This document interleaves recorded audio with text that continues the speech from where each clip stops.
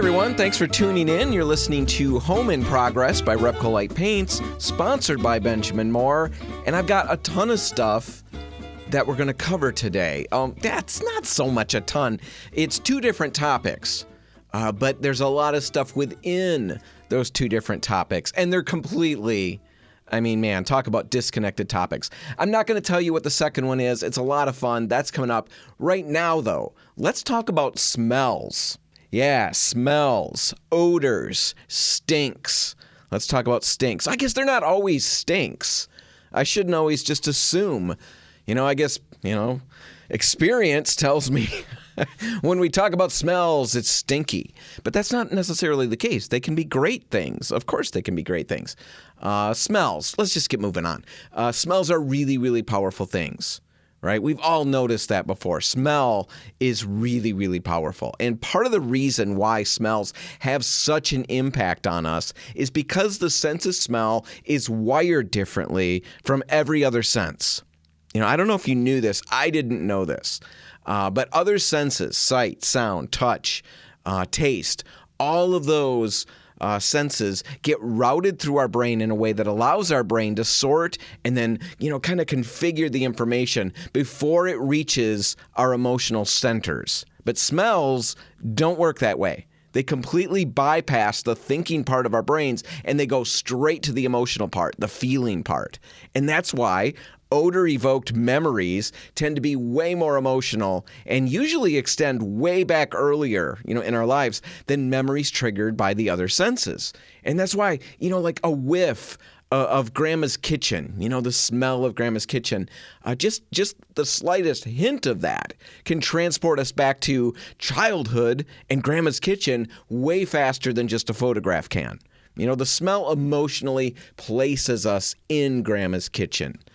I'm sure we've all got memories that smells bring back. But like I said, smells are directly connected to our emotional centers, and they don't just affect our memories, right? We're focused on memories, but that's not all they do. They also affect how calm and peaceful we feel in a given space.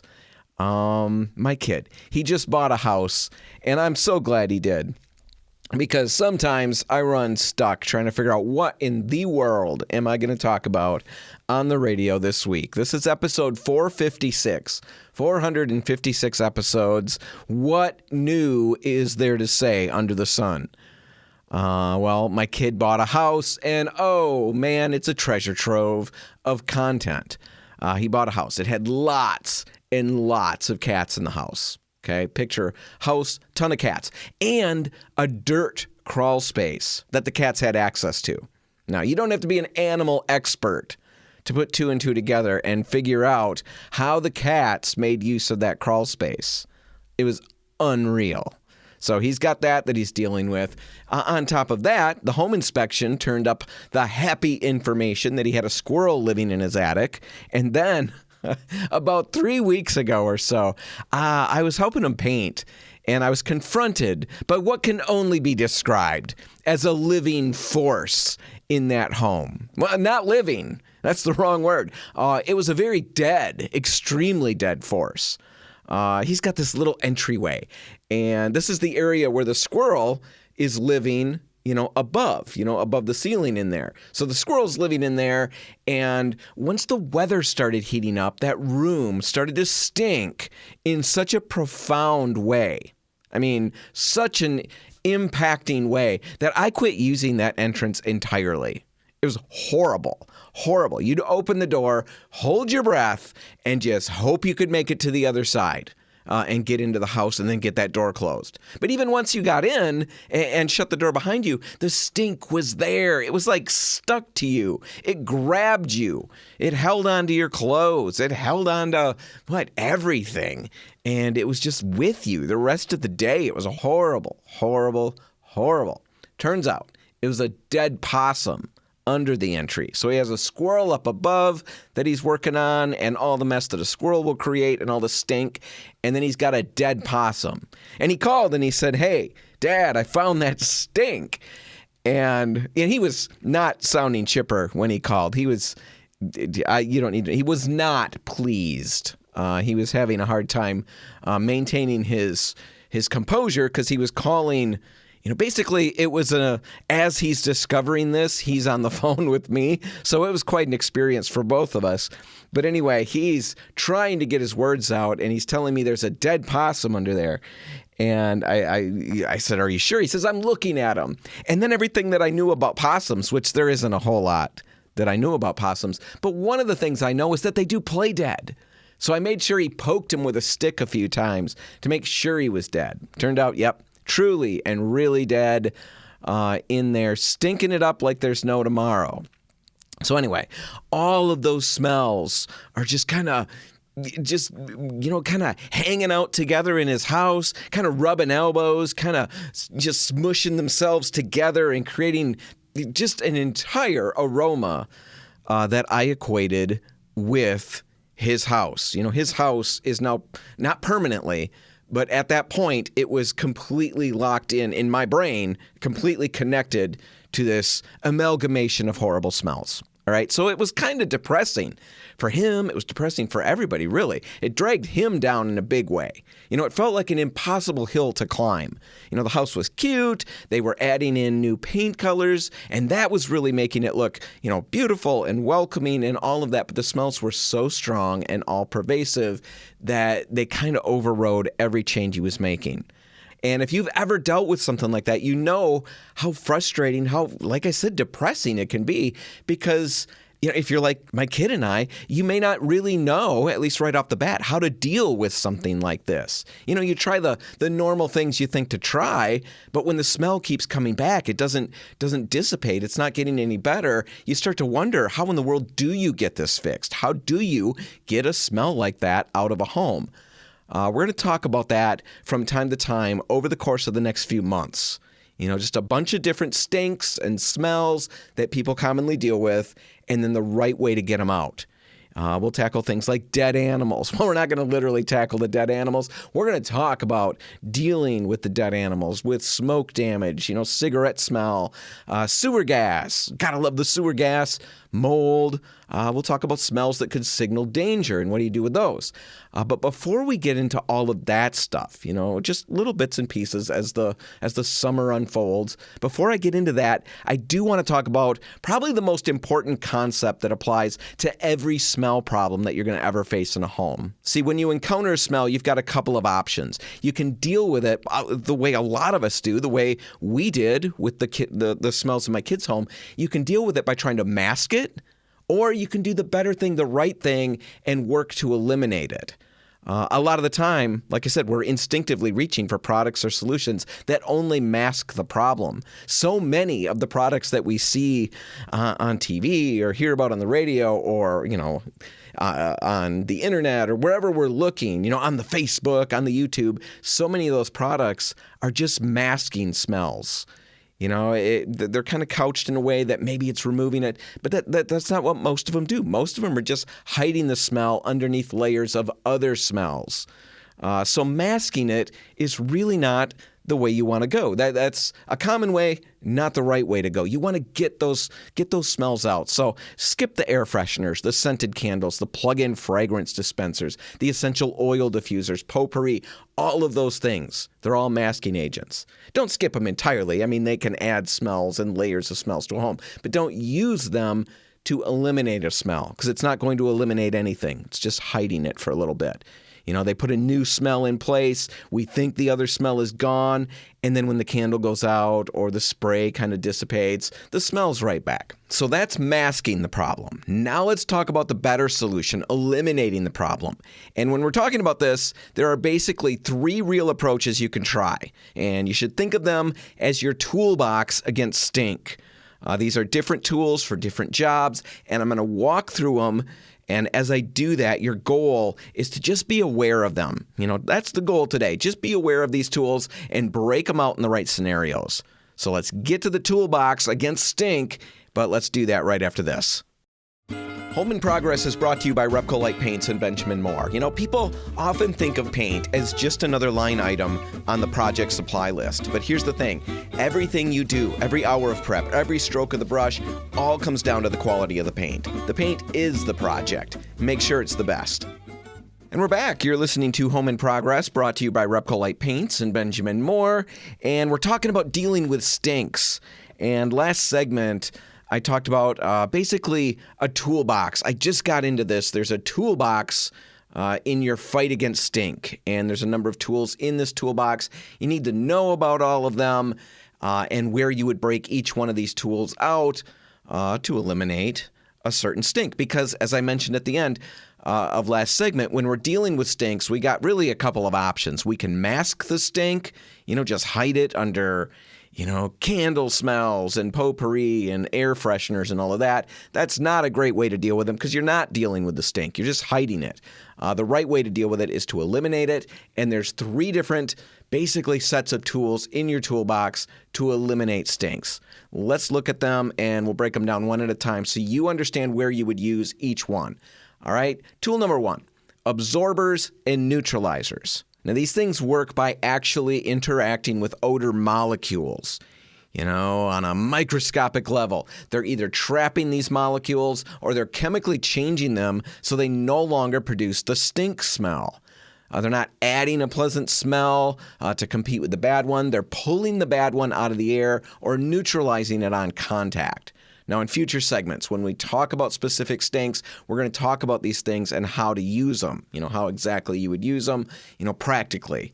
But today, let's just look at things from a bird's eye perspective, just skim over them a little bit. And when we're talking about absorbers and neutralizers, we're talking basically about things like baking soda, activated charcoal, white vinegar. These are some of the basics in this category, and they work really well.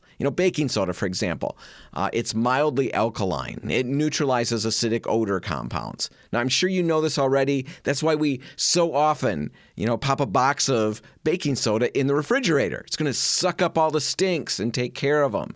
But you can also sprinkle baking soda on your carpet, let it sit overnight, and then vacuum it up.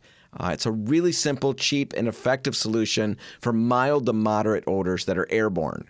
Activated charcoal, it's another one of these absorbers or neutralizers, and it works because it has millions of tiny pores that physically trap odor molecules. And while it may sound, kind of specialized or unusual, activated charcoal, where am I going to get this? You can find activated charcoal odor-absorbing bags at just about any store that you go looking. And usually you're going to find them for around $10 to $15 for a multi-pack. You just set them in a room and they work passively.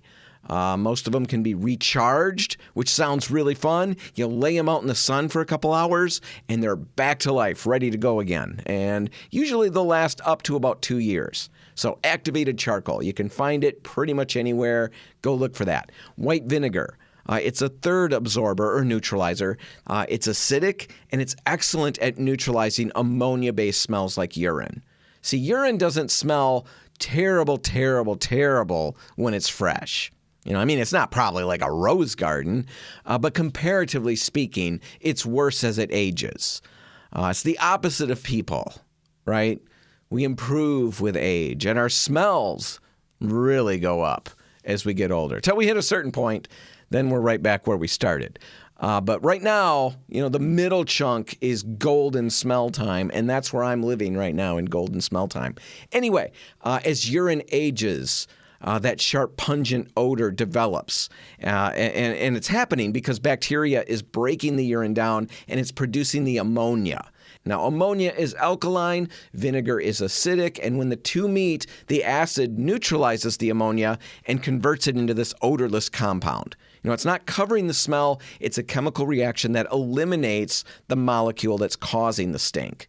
Now, as I said earlier, we're going to talk more about how to use these different products or tools when we address specific stinks and odors. But for now, just realize these are legitimate, proven approaches to eliminating smells. But they do have limits. They work on airborne odors and surface level contamination. They can't reach deep into soaked subfloors, saturated insulation, or, heavily contaminated porous materials. If the source of the smell is biological, urine, decomposition, or any kind of organic contamination, and it's embedded in a material, it's going to keep producing a new odor until the source itself is broken down. And that's where the second set of tools comes in, enzymatic cleaners. Now, these tools are really the single most effective weapon against biological odors, and they work because enzymatic cleaners contain living bacteria that produce enzymes. Basically, just natural proteins that break down organic matter at a molecular level. Different enzymes target different materials. I could give you a big long list of names of different enzymes, amylases, lipases, things like that. But you don't need to know that. The good news is you don't need a chemistry degree to pick the right enzymatic cleaner for your situation. The major brands that you're going to find, pretty much all over the place, especially at pet stores, those major brands, they're blended with multiple enzyme types to help handle the most common biological messes. So if it's organic, urine, vomit, food, decomposition, a quality enzymatic cleaner is going to go after it. And the way it works is this. When you spray an enzymatic cleaner on a pet stain or a biological mess or decomposition residue, residue from decomposition, gotta love that residue. When you spray an enzymatic cleaner on that, the enzymes literally digest the organic compounds that are causing the smell. They just completely get rid of them. And as a big bonus, because the enzymes are breaking down the organic material itself, they handle both the stain and the odor at the same time. So they often perform double duty. And that's why professionals in the cleaning industry call them the gold standard for biological odors and stains. However, one critical tip before we move on: don't use enzymatic cleaners right alongside bleach or harsh disinfectants. And the reason is that those chemicals will kill the beneficial bacteria in the cleaner and then just, render it useless. So clean and disinfect first, let everything dry, then apply your enzymatic cleaner. All right, third tool in your toolbox against stinks is basically the concept of encapsulation. And that's just a fancy way of saying using primers or coatings or sealers to seal in the smell, to encapsulate it. Sometimes the odor source is embedded in a surface that you can't remove. Smoke residue or cigarette smell in drywall, pet contamination in a subfloor, something along those lines. In cases like that, you can seal the odor in with an encapsulating primer. And these primers create a physical barrier that locks the odor-causing compounds behind a sealed surface. Bin primer. It's a white pigmented shellac that does a great job sealing in stains and blocking odors, so that's an option. Depending on the surface that you're sealing and how it's going to be used in the future, a clear shellac is also another option. Bin is a pigmented shellac, just get a clear shellac. We've talked about it in the past when we did a couple of segments on shellacs, but shellacs are excellent stain and odor sealers. And a clear shellac is an even better odor sealer than a pigmented one. So if you aren't going to be painting over the surface and you really don't need, that white primer look like on a subfloor or something that's going to get carpet or whatever over top of it, if that's the case, a clear shellac is going to give you ultimate stink block. But even then, the white pigmented bin, if that's where you need to go, that's still going to do a good job blocking stink as well. The key thing to understand here is you can't just paint over an odor problem with regular paint. The smell is going to bleed right through. You need a sealing primer first, then your top coat. We'll get way deeper into this on our episode on cigarette smoke, but for now, just know that encapsulating primers or sealers exist, and they're essential for odor problems that live inside your walls. So there you go. That's the initial start to this whole series on stinks and smells and odors in the home. Now, next week, we'll dig into some practical stinks, and I think we're going to start with dead animals and the squirrel in the attic. So that's coming up next week. Right now, let's shift gears dramatically, and let's talk about the Art Deco movement.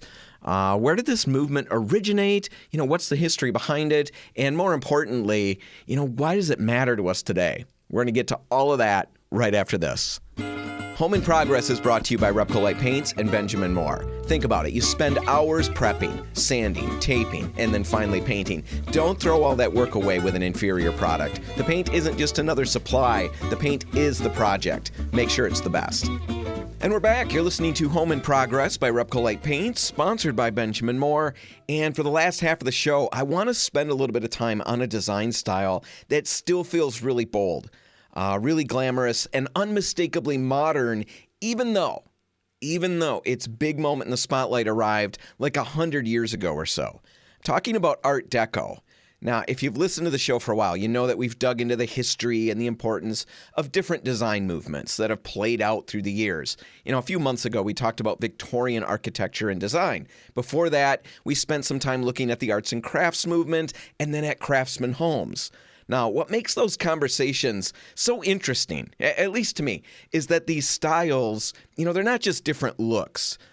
They're different responses to a changing world. As society changed, as industry grew, as cities expanded, as modern life began to take shape, designers and architects kept asking, a version of the same question. And they still ask it today. I mean, this question is what drives design. But the question is this, what should the new world look like? What should everything that's happening around us look like in our buildings, in our rooms, and in the things that we live with every single day?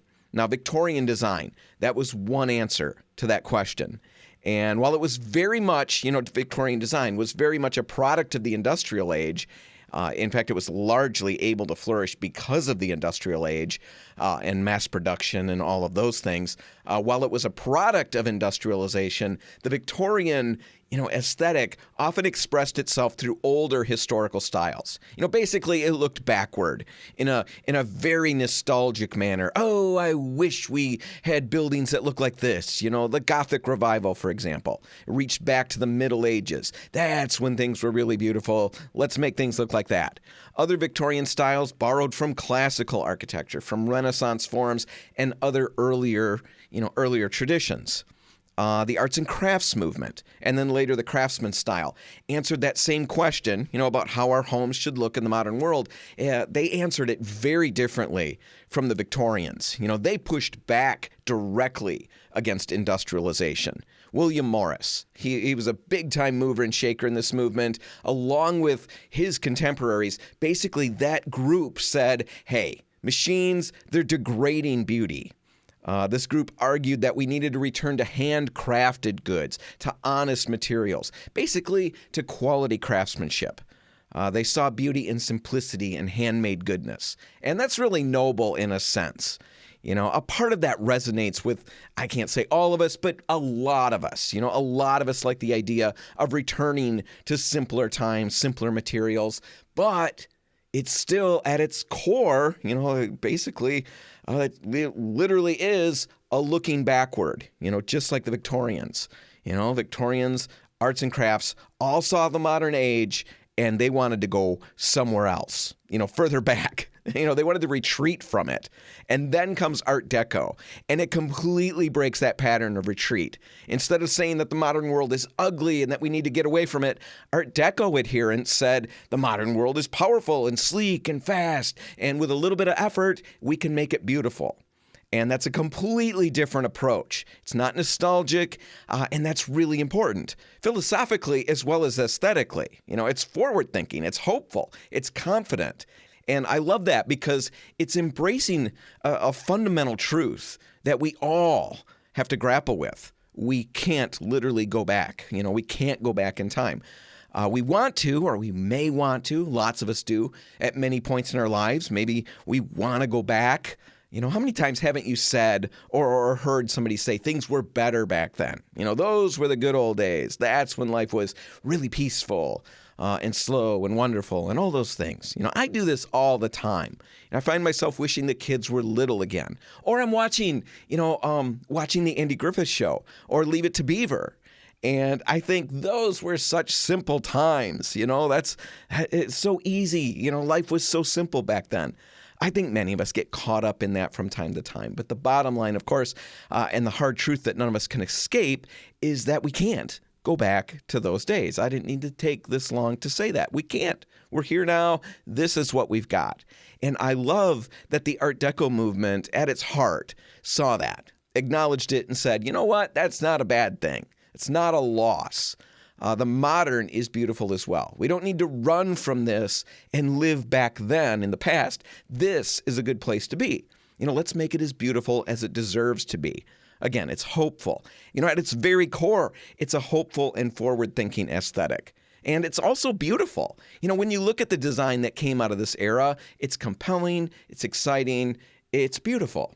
Now, with that said, I've got to be clear. Art Deco did borrow from the past as well, just like the Victorians and many other styles. So if you're sitting there at home and you're thinking, that Art Deco did draw from the past, you're right. It did. It did borrow from the past. It pulled from ancient Egypt, from classical antiquity, from African art, Asian design, and so on. But, and this is really important here, it didn't borrow from these in the same way that Victorian styles did. Victorian designers revived the older styles. Art Deco tended to take those older looks and motifs, and then it abstracted them. It flattened them, it stylized them, it modernized them. So even when Art Deco looked backward, it wasn't in a nostalgic, boy, I wish I lived back then kind of way. It did that in a modern way. It was taking old sources and putting them through a 20th century machine and cranking out something new. All right, let's look at the origins of the Art Deco movement, and it kind of ranged from the 1910s up through the 1930s, in that kind of a range. So keep that range in mind. And then to understand where Art Deco came from, how it emerged on the scene, it really helps to understand what designers were getting tired of. In the years before World War I, the dominant decorative style was Art Nouveau. And Art Nouveau, had its own beauty. It was all flowing lines and organic curves and nature-inspired forms. Lots of vines, flowers, almost sinuous or liquid-like shapes. But by the early 1910s, especially in France, a lot of designers were starting to feel like it had kind of run its course. Starting to feel a little bit too soft, too ornamental. There was a growing desire for something more structured. Okay, that's before the war. Then comes the war, World War I, and that changes everything. Not just politically, but psychologically. The old world with its empires, all of its traditions, its Victorian and Edwardian sensibilities, all of those things had led straight into the catastrophe that was World War I. And when people came out of the other side of that, that they emerged at the end of it, there was a lot of interest in not looking back anymore. We don't need to rebuild that past. The past felt broken. What felt right was moving forward. The future felt good. The future felt honest. And that gave designers permission, maybe even a mandate. Maybe we could say that. It's kind of a mandate to stop looking backward and start building something that belonged to the present, to the here and now. And then the 1920s hit. And it was like somebody, cranked up the volume to 11 on everything. Cities were growing just exponentially. Jazz was in the air. The nightlife was electric. Cars, airplanes, ocean liners, skyscrapers, they were all reshaping daily life. There was money everywhere. There was confidence, speed, and all of that energy started feeding directly into the design world. On top of that, you've got all kinds of other things happening. In 1922, the discovery of King Tut's tomb sent this wave of Egyptian-inspired motifs into the fashion world and the design world. So you've got that happening. In the world of theater and dance, Russian ballet companies were dazzling European audiences with bold, exotic stage designs and vivid color that felt like nothing people had seen before. So that's exploding. And then in the art world, you've got movements like Cubism, which were breaking forms apart into angles and geometry. All of these influences were being absorbed by designers who were looking for some new decorative language to use, something modern, something bold, something that felt like right now. And that's what drove the movement, the Art Deco movement. And for its name, we can point to a major design exposition in Paris in 1925. Now, I'd say the name in French, but when I tried it, it just sounded like a ton of gibberish. I couldn't even tell what I was saying, and I had the words in front of me. So I'm skipping it. But just know that the name of that exhibition involved the phrase decorative arts, and that's where the Art Deco label came from. Now, another thing that made Art Deco somewhat unique as a design style is that it wasn't just about architecture. It was a total design movement that encompassed everything from furniture to fashion to jewelry to vehicles. I mean, it was everywhere. And that hadn't happened with things like, the Victorian style and stuff like that. All right, so the style was everywhere, but what did it look like? And more importantly, is there any importance to the movement beyond it just being another design aesthetic to know about? Well, I think there is. I think there's a lot of importance to it, and we'll get to the look and why I think it's so important to every single one of us, even if you don't like it. It's still important. We'll get to all of that right after this. You're listening to Home in Progress, where the projects are real, the mistakes, they're educational, sometimes painful, mostly educational, and the only thing more stubborn than that old wallpaper on your bathroom wall is your determination to get it fixed. Proudly sponsored by Repcolite Paints and Benjamin Moore. Paint with a purpose, people who care, and everything you need to get the job done right.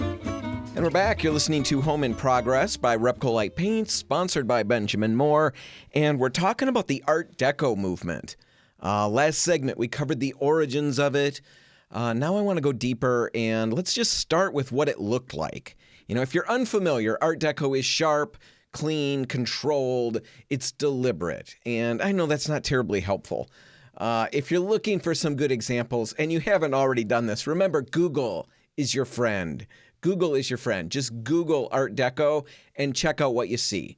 When you do that, you're going to see zigzags and chevrons, sunbursts, strong vertical lines, a lot of repeating curves. Basically, you're going to see symmetry everywhere. That's in all these designs. You're going to see ornament, ornament like the Victorians had. Well, not like the Victorians had. The Victorians had ornament. You're going to see ornament in the designs, but the ornament in Art Deco is much more disciplined. A flower is no longer soft and loose the way it might be in previous styles. Instead, it's streamlined. It's flattened.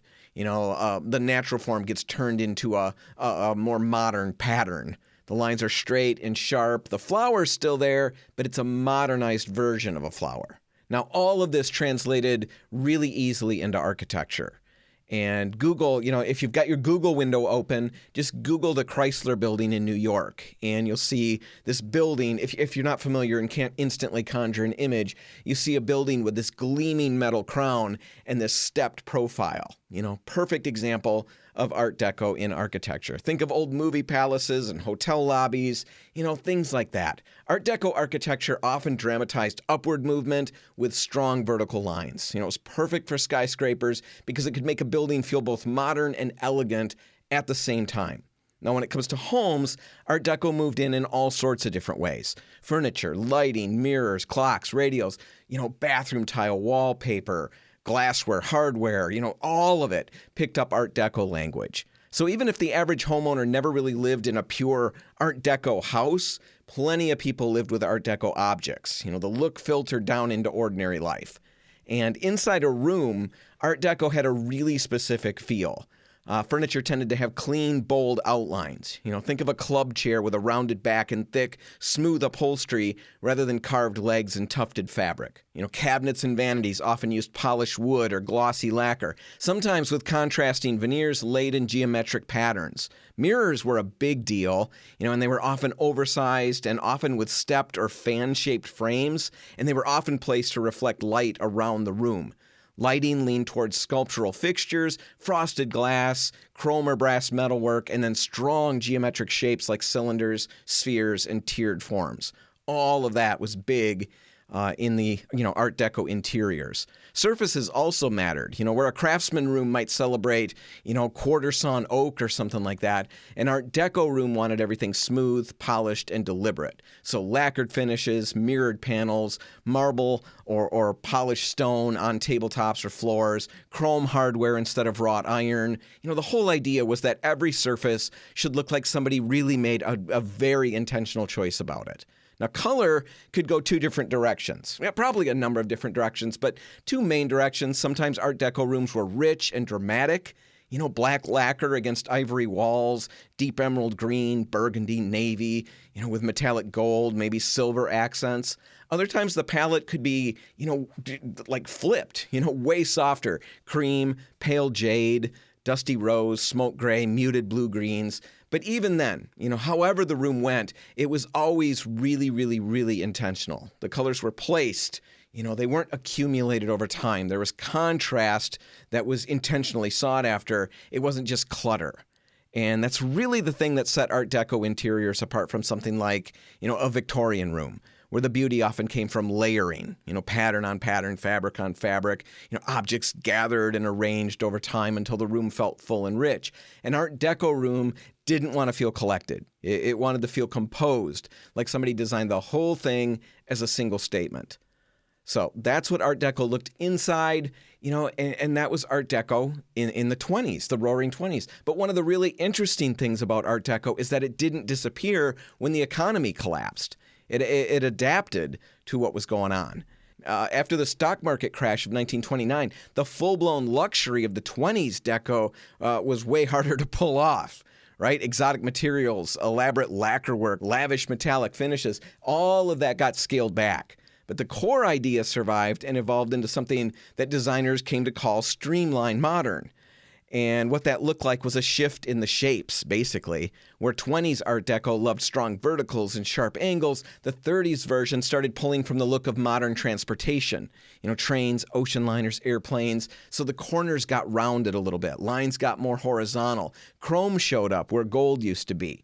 New industrial materials like bakelite and tubular steel replaced some of the expensive handcrafted finishes. Everything got a little bit sleeker, a little more aerodynamic, a little more accessible. So basically, Art Deco went from putting a tuxedo on the machine age, like it was doing in the 20s, to putting on, a well-cut suit in the 30s. It was still polished, still intentional, but it was a little bit leaner. And honestly, that's part of why the style lasted as long as it did. It wasn't so rigid that it could only work in boom times. It could adapt to harder circumstances without losing its identity. So that's Art Deco. And as I wrap all of this up, the thing that I want to keep coming back to is that Art Deco was all about looking ahead, right? And finding beauty in the future, but also in the here and now, embracing the modern of what we had right now and finding the beauty in that. And that matters because it really reflects a choice that people are faced with all the time. A choice that you and I are faced with all the time. And it's not a choice solely about design or aesthetic or paint colors or anything like that. It's way bigger than that. It's a choice about how we engage with the world around us. Do we look at the world, at change, at new stuff, at new tech, at the passing of the years? Do we see all of that and find ourselves trying to recreate what came before? Are we looking backwards, not just in a nostalgic, oh, those are good memories manner, but in a, I want to go back there. I wish I could go back there. Is that how we're looking at the past and at all the things that have come and gone? Or are we looking at what's actually here and now and asking, how do I pull the beauty and the good and the joy and the peace out of this and bring it into the moment? Art Deco did that. It took steel and glass and chrome and concrete, all these things of mass production and said these aren't obstacles to beauty. They're actually the raw materials for beauty. And that's a really, really optimistic way to look at the world. And it's really refreshing. And that philosophy, I think that philosophy is important to all of us, regardless of how we feel about the actual look of Art Deco. And here's what I guess I'm trying to get at in a roundabout way. We all are living in the world and the times and in the homes and with the budgets that we've got. We're all the age that we are. That can't be changed no matter what we try to do. Our kids are young, they're older, they're moved out, whatever. Changes are happening, and today isn't yesterday, and it's never, ever, ever going to be that way it was again. And yet there's always this temptation, even though we know that, there's always this temptation to think that beauty or happiness or peace belongs to some other time back then. Some other style, some other price point, some other place. It's always somewhere else. Art Deco's underlying philosophy pushes back on that. And it says, among many other things, Art Deco says a lot of things, but amongst all those, it says, work with what's in front of you, what you're living with right now. And don't just work with it, but see the best in it. Find the elegance and the joy and the beauty in the present. Don't pine for things that used to be. Don't live in the past trying to find beauty and happiness in your life back there, because it's all here right now. That's what you've got. That's what I've got is right now. And there's real beauty in that. I love the arts and crafts movement, the look of it, its commitment to craftsmanship and simplicity. But I love the philosophy of Art Deco way more than the philosophies that drove some of those other movements. Art Deco says you don't need to go somewhere different to find beauty. It's right where you are. You just need to look for it and reach for it. And that's such a good message. It's a great message for me anyway. The best isn't behind. It's not back there somewhere. There's really good stuff right here, right now. All right, that's a look at the history and the philosophy and the aesthetic of Art Deco. There's a ton more to cover, but that's what I can do today. If you want to catch this episode again, you can find it online at repcolite.com. While you're there, make sure you check out some of the other ones I talked about. The Arts and Crafts Movement episode, the Victorian Architecture episode. A lot of good stuff to dig into. Whatever you do today, make sure paint's a part of it. Have a great weekend, everybody, and I'll see you next week.